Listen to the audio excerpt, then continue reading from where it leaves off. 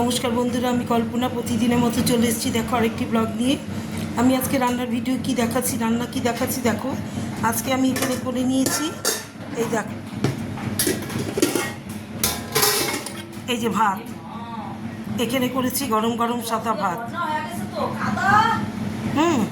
এখানে সাদা ভাত, কালকেরই একটু পনির আছে, ওটা জাল দিয়ে রেখেছি, আর ছেলের জন্য ফ্রিজে তুলে রেখেছি। ও তো আজকে 28শে জুলাই, 28শে আগস্ট, ও আজকে ইসেতে কলেজে গেছে।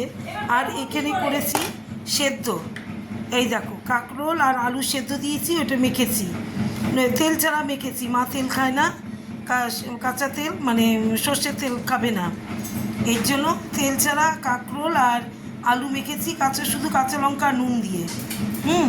আর এখানে দেখো করে নিয়েছি ডিমের ইসের ঝোল। এখানে এই মাখো মাখো করে ডিমের ঝোল করেছি।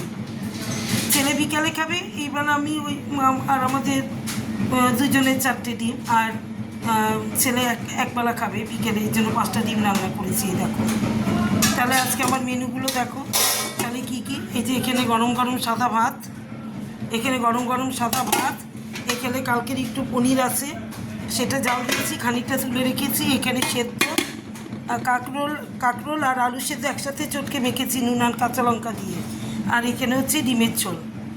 ব্যাস, আজকে আমার মেনুগুলো এই।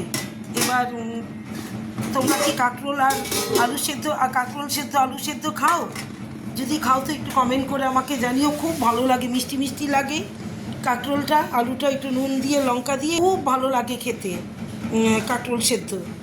আর এর সঙ্গে তেল দিলে ভালো লাগে। মা যেহেতু তেল খায় না, পরে পাতে আমরা নিয়ে নেব তেল, আমরা যখন খাবো আমরা পাতে নিয়ে নেব তেলটা। খুব টেস্ট হয়, মিষ্টি মিষ্টি লাগে, কাঁকরোলটা মিষ্টি থাকে তো। তাহলে শুভ দুপুর, এখনকার মতো টাটা, সবাই ভালো থেকো, সুস্থ থেকো, রাখি।